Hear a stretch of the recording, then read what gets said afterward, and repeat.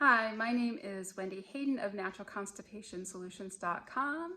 I am a gut health coach and I want to talk to you today about diet and what to eat if you're struggling with constipation.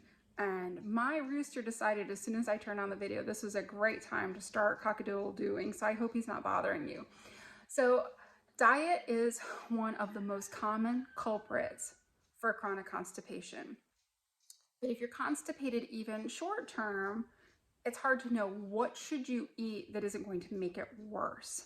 So one of the best things that you can do to kind of soothe your gut and make your bowel movements easier to pass is bone broth. Bone broth is super easy to make. You can get bones from a butcher, or if you have you're getting a rotisserie chicken, or you're using some kind of meat that has bones in it, you can just make bone broth. It's very cheap, it's very easy, and it's very healing for your gut, very soothing for your gut. So using that for a base for soups and stews while you're struggling with constipation is a great thing to do, and it's going to help work to heal your gut. And it's very easy to make.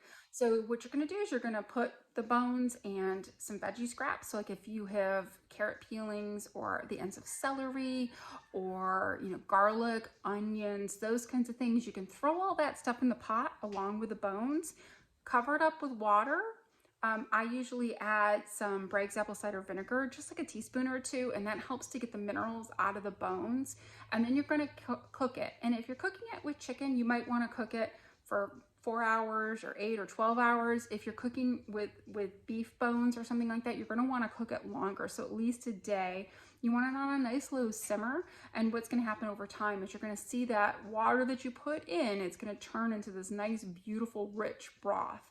And you're going to skim off all of the, bubbly stuff that comes onto the top of that broth and throw that out as you're cooking.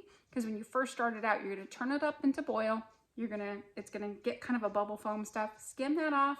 Then you're going to lower your heat and you're going to cook it for however many hours. And it's really flexible. There's no cut and dried. You don't have to measure anything. You just throw it all in. So what I do is I have a bag, like a Ziploc bag in my freezer. And every time I peel an organic, you want it to be organic stuff because you don't want to be having chemicals that you're putting in there. But every time I peel organic carrots or cut off the ends of my celery or any kind of root veg, whatever that kind of stuff is that you're using in your cooking, all of those skins and things like that, you're going to throw that into that bag in the freezer and just keep it in there. And then when it comes time, and you can throw in the bones too, that if you're having like drumsticks or something like that, just throw them in there. When you get enough of them, just throw it in the pot, cover it up with water, and then cook it. And when you're done, strain off the broth. You can put it in ball jars, to store it for a while if you want to do that, or use it for soups and stews, or you can just drink it. And you put in some Omni Blue Ocean minerals, which I'll have a link down in the description, or you put in some nice quality sea salt, like a Celtic sea salt. And it's going to be so rich and so flavorful and so soothing for your gut, and it's not going to make it really hard for your gut to digest food. So if you're going to do like prep for a colonoscopy or something, where you're trying to get through, or a clean out, and you can have some liquids, that is an option. So my husband has Crohn's disease, and a number of years ago he had a surgery, and the surgery went horribly wrong, and he ended up being in the hospital for 6 weeks. He ended up being on TPN nutrition, which is like they literally put it into a vein that goes into your heart. It was very traumatic, very awful situation. But it was interesting because he had done the prep before the surgery, and then he ends up having 2 surgeries in the first few days because they'd screwed up the first one and his intestines were leaking inside, and it was horrifying. And then they did the second surgery, and even though he wasn't eating and he didn't eat, and then he ends up on TPN nutrition, he's still having bowel movements. And the reason why is your body keeps making stool. So you think like, if I stop eating for a while, I'm not going to have a bowel movement. But your body is still going to be processing things, and it's going to take days or maybe even a week or 2 before you've really stopped having a significant number of bowel movements. So if you stop eating for a significant period of time for a clean out. Like if you're going to clean your child out because they're really constipated and you think you need to stop feeding them, it really doesn't matter, because no matter what, you're still going to have more stool being made. What we were trying to do is get the most of it out. So just a little aside there, but just some information about, you're still going to be making poop. It doesn't matter, if you stop eating for 24 hours or 36 hours, you might get a little bit more out, but it's not going to really do anything, and it's going to make your child or yourself very uncomfortable if you just stop eating. Now, if you're uncomfortable, the bone broth is super helpful. You also want to maybe add in some oils like coconut oil or MCT oil, because that is going to help with lubricating the stool, and it's really good for your gut bacteria, and it's going to help you get some of the bad stuff that you don't want, like MCT oil, not as much because it's more processed, but coconut oil is antimicrobial, antiviral, antibacterial, so kind of help you to get rid of some of the bad stuff and balance things out a little bit more.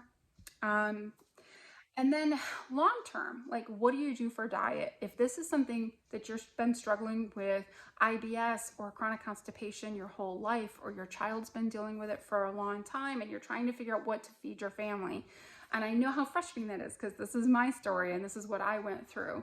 And so it can be really tricky, and it's a lot of label reading, and it's a lot of, if you look at something and it's got a list of ingredients like this and you can't pronounce them, then that is not food you want to feed your family. You're going to want to look for organic foods. You're going to want to look for the least processed foods that you can. And I understand, like, we all work and we've got houses to keep clean and kids to shuffle to activities.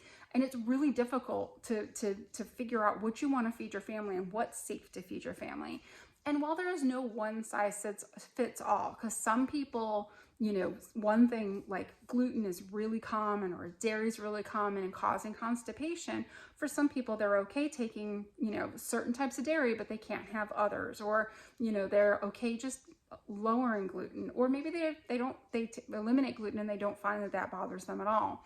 So it's hard to figure out what is it, because there's just no one size fits all. And fiber, some people adding fiber in cures their constipation. For some people who are struggling with constipation, when you have too much fiber, it actually makes the constipation worse.